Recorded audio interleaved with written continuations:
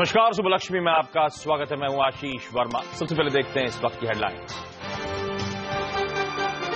Greece की चिंता और खराब आंकड़ों से अमेरिकी बाजारों में हल्का दबाव। एशिया में भी सुस्त संकेत। एसजीएक्स निफ्टी में भी मामूली गिरावट। कच्चे तेल में तेजी। दिसंबर के बाद नामिक पर भाव रिकॉर्ड स्तर पर। ब्रेंट क्रूड भी $65 के पार। आगे ब्याज दरें न घटने और कमजोर मॉनसून की आशंका से बाजार में मचा हाहाकार। सेंसेक्स करीब 700 पॉइंट टूटा। निफ्टी भी 200 पॉइंट लुढ़ककर 8,250 के नीचे हुआ बंद। Banks should pass through the sequence of rate cuts into lending rates.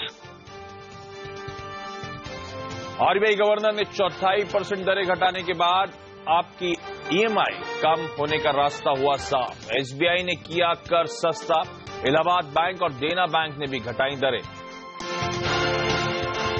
कमजोर मॉनसून के बाद भी देश में नहीं गहराएगा बिजली संकट। हमसे खास बातचीत में ऊर्जा मंत्री ने कहा, सरकार की आपात योजना तैयार।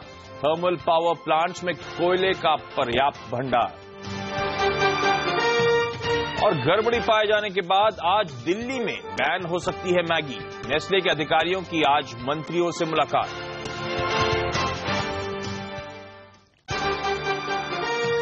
चलिए, लेकिन सबसे पहले देख लीजिए किस तरह से एसजीएक्स निफ्टी और तमाम ग्लोबल पैक्ट में कामकाज हुआ है। ओवर द नाइट किस तरह के क्यूज आए हैं।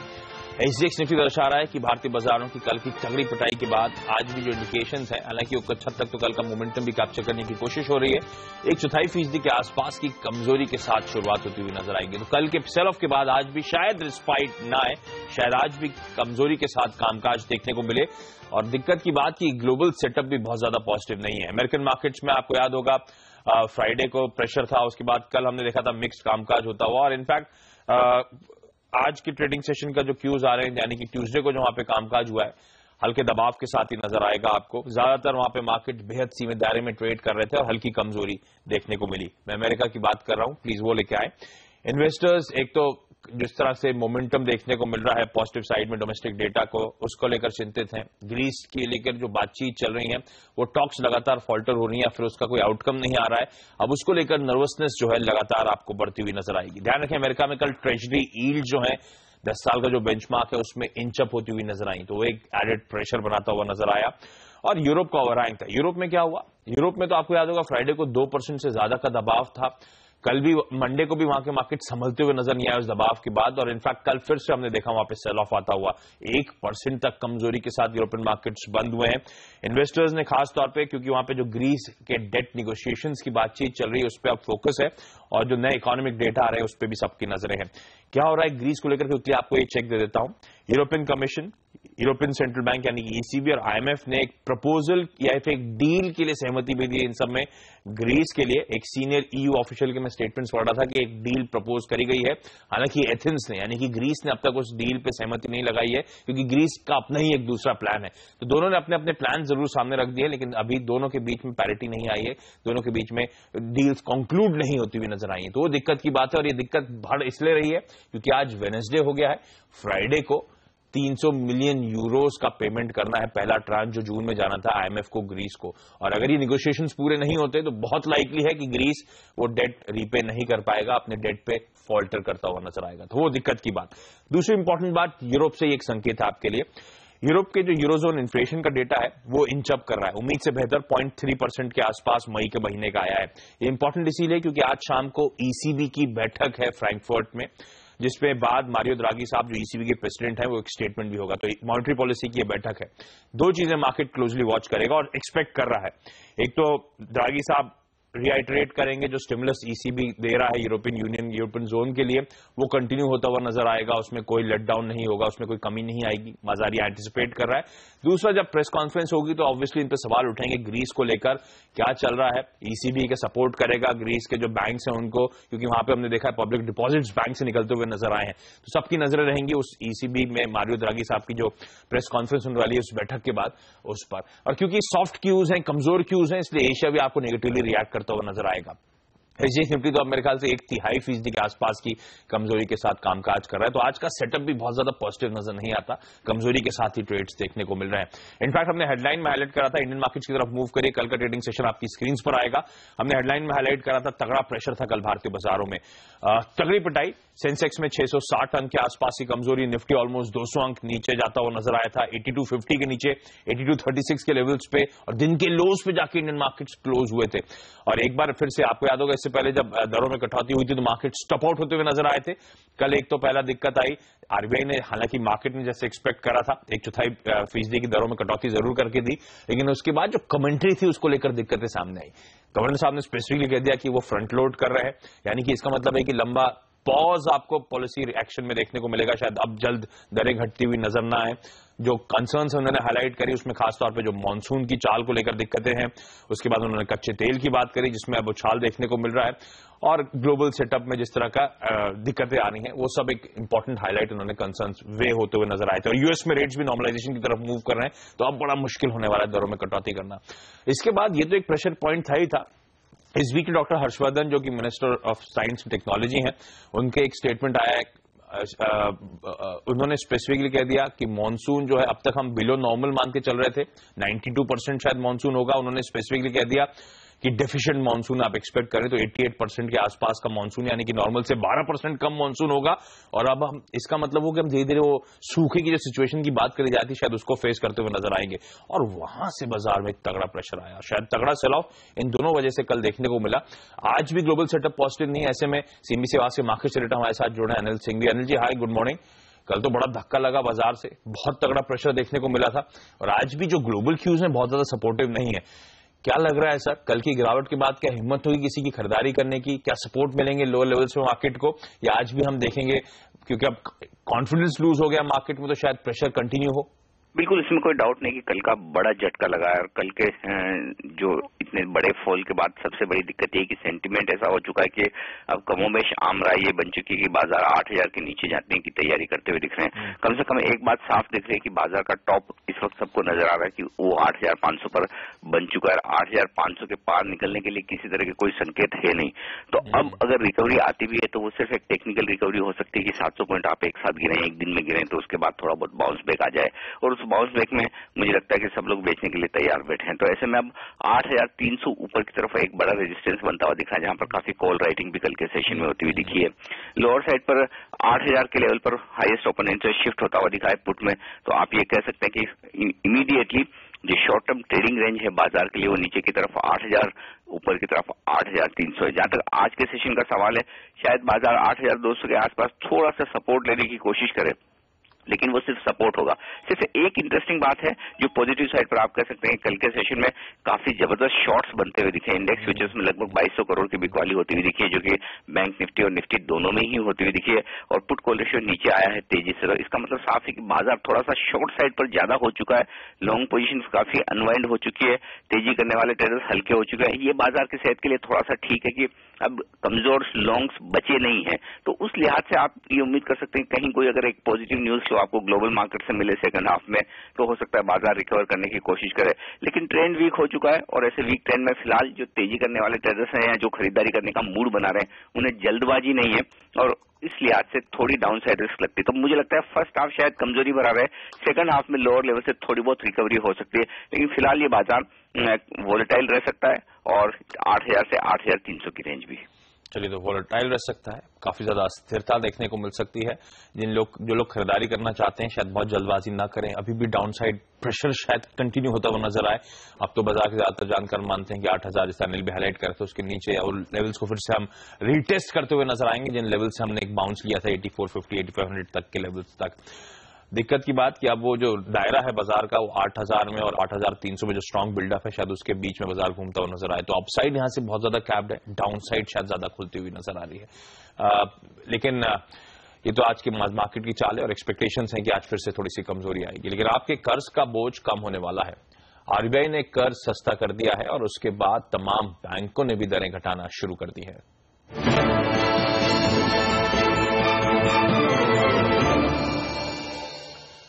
रिजर्व बैंक के रेपो रेट घटाने के साथ ही बैंकों ने भी कर्ज सस्ता करना शुरू कर दिया है। देश के सबसे बड़े bank state bank of India ने बेस रेट 15 बेसिस पॉइंट्स घटा दिया है, जिसके बाद अब बैंक का बेस रेट घटकर 9.7% हो गया है। इसके अलावा Allahabad bank, Punjab and Sind bank और देना बैंक ने भी अपने बेस रेट घटाए हैं। आईडीबीआई बैंक ने कुछ चुनिंदा डिपॉजिट्स पर रेट कम की है। इलाहाबाद बैंक ने अपना बेस रेट 0.3% यानी कि 30 बेसिस पॉइंट्स कम कर दिया है, जिसके बाद बैंक का बेस रेट 7.25% से घटकर 9.95% हो गया है। बैंक की नई दरें 8 जून से लागू होंगी। एसबीआई की चेयरमैन अरुंधति भट्टाचार्य के मुताबिक बेस रेट में कटौती का फायदा नए और पुराने दोनों ग्राहकों को मिलेगा। जिन ग्राहकों ने फ्लोटिंग रेट पर लोन लिया है उनकी ईएमआई में कमी आएगी। फिक्स रेट पे उन लोग लोन न लिए हो, अगर फ्लोटिंग रेट पे लिए हो तो बेस रेट अगर हम लोग घटाएंगे तो सभी को इसका फायदा आएगा। उनको फायदा तब नहीं होता है जब हम लोग स्प्रेड्स में कुछ आगे पीछे करते हैं, लेकिन जब बेस रेट कट होता है, अगर फ्लोटिंग रेट पे कोई भी कंज्यूमर लोन लिया है तो उनका rate of interest base rate plus something होता है। बेस रेट घटता है तो उनका भी ईएमआई घटेगा। चलिए हम आपको बता दें कि अगर आपने एसबीआई से लोन लिया है तो आपकी ईएमआई का बोझ कितना कम होगा। मान लीजिए आपने 20 साल के लिए 30 लाख रुपए का लोन लिया है। पुरानी ब्याज दर यानी 9.85% के हिसाब से आपकी हर महीने की किश्त 28,653 के लेवल्स के आसपास आएगी। लेकिन ब्याज दरों में अगर 15% के आसपास की कटौती होती है तो आपकी किश्त घटकर हो जाएगी 28,356 रुपए की। मतलब आपकी हर महीने बचत करीब 255 या 257 टू बी प्रिसाइज, इतनी बचत आपको हर महीने होगी। लेकिन यहाँ पे एक ब्रेक ले लेते हैं। ब्रेक के बाद आपको बताएंगे वो शेयर जिनमें खबरों की वजह से आज दिखेगा एक्शन, और साथ ही बताएंगे कमोडिटी और करेंसी बाजार में आज के लिए स्ट्रैटेजी।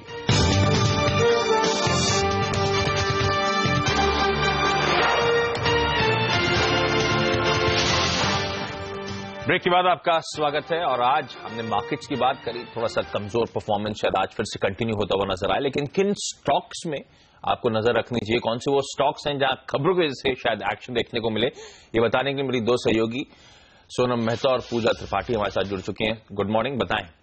Good morning. सबसे पहले बात करते हैं यूनाइटेड ब्रेवरीज के काउंटर की। ये काउंटर आज फोकस में रहेगा। यहाँ पर खबर ये निकल कर आई है कि यूटीआई इन्वेस्टमेंट एडवाइजरी ने कंपनी में 7.9% हिस्सा एक्वायर कर लिया है। कंपनी की तरफ से डिफॉल्ट करने के चलते ये कदम उठाया गया है और यूटीआई की तरफ से जो प्लेस शेयर कंपनी के जो प्लेस शेयर हैं इनके पास वो अभी भी इन्वोक करना बाकी है।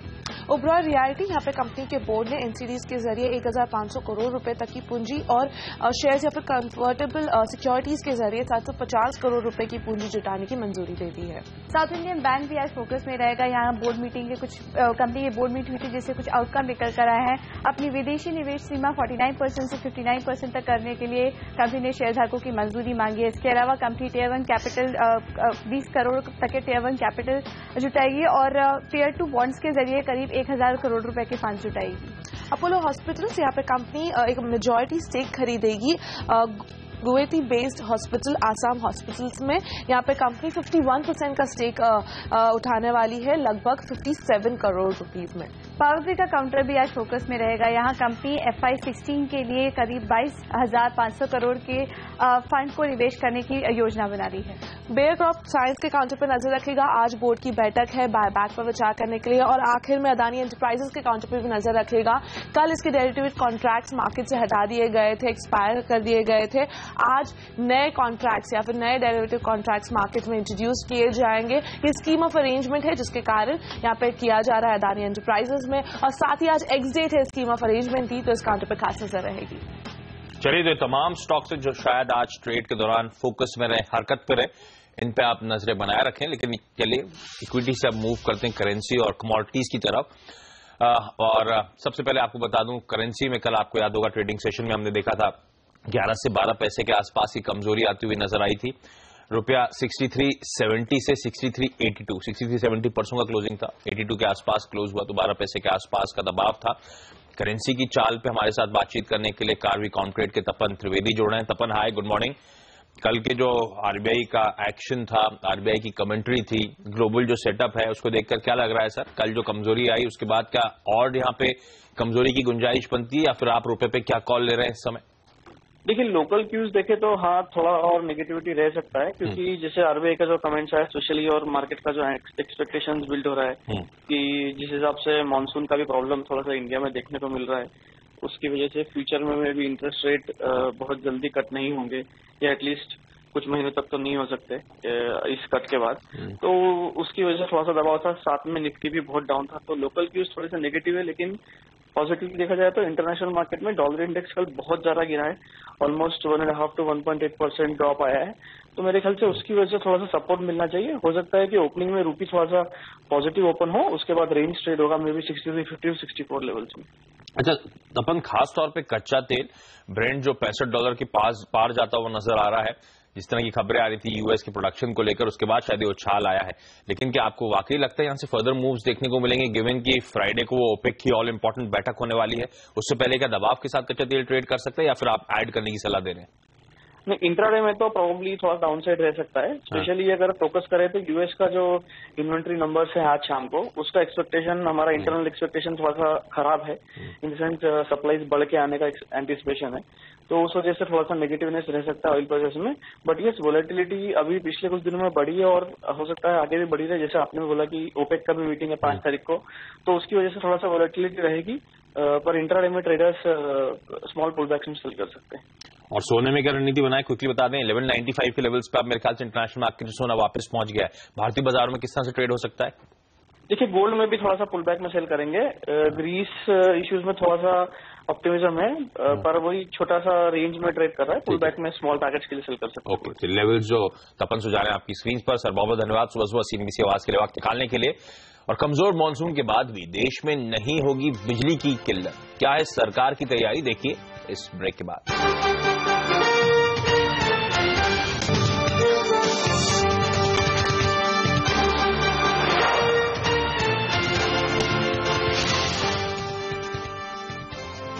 ब्रेक के बाद आपका स्वागत है। और कमजोर मानसून के बावजूद देश में बिजली की कमी नहीं होगी, ऊर्जा मंत्री पीयूष गोयल ने सीएनबीसी आवाज से खास बातचीत में भरोसा जताया है। उन्होंने कहा है कि थर्मल पावर प्लांट्स में कोयले का पर्याप्त भंडार है। सरकार ने पहले से ही प्लानिंग ऐसी रखी है। आप जानते हैं कि आज देश में एक भी बिजली घर ऐसा नहीं है जहां पर्याप्त मात्रा में कोयला नहीं है, जो अपनी प्रोडक्शन बढ़ा के, अगर हाइडल पावर कम होता है, जो बारिश कम होने से स्वाभाविक है बिजली कम देगा, तो उसको मेकअप करने के लिए हमारे थर्मल पावर प्लांट्स एकदम तट पर हैं। वहां कोयला भी पर्याप्त मात्रा में है, कोल माइंस पे भी स्टॉक पर्याप्त मात्रा में है। मैंने डॉलर टैरिफ पे एक बहुत काम किया है। मैं उम्मीद करता हूं कि डॉलर टैरिफ रिन्यूएबल एनर्जी में आएगा, उससे रिन्यूएबल एनर्जी के दाम काफी कम हो पाएंगे। यूएमपीपीज में हम कोशिश कर रहे हैं कोई पुराने प्लांट मिल जाए जिसको स्टेट गवर्नमेंट के साथ मिलके हम बिडिंग करवा के प्राइवेट सेक्टर को इनवाइट करें देश और विदेश से, so that plug and play mode में जल्दी यूएमपीपी स्टार्ट हो सके। चलिए, और पीयूष गोयल के साथ आप ये पूरी बातचीत देख सकते हैं आज सुबह 8:40 पर सिर्फ सीएनबीसी आवाज पर। उधर मैगी की मुश्किलें बढ़ती जा रही हैं। कल गड़बड़ी पाए जाने के बाद आज दिल्ली में मैगी बैन हो सकती है। दिल्ली में 13 में से 10 सैंपलों की जांच में मैगी असुरक्षित पाई गई है। इसके लिए आज नेस्ले के अधिकारियों की दिल्ली सरकार के साथ बैठक भी है। इसके अलावा केरल में राज्य सरकार के रिटेल आउटलेट में भी मैगी की बिक्री पर रोक लगा दी गई है। केरल सरकार ने भी मैगी सैंपल्स की जांच के आदेश दिए हैं। इसके अलावा बिहार में मुजफ्फरपुर की अदालत ने नेस्ले अधिकारियों पर एफआईआर दर्ज करने का आदेश दिया है।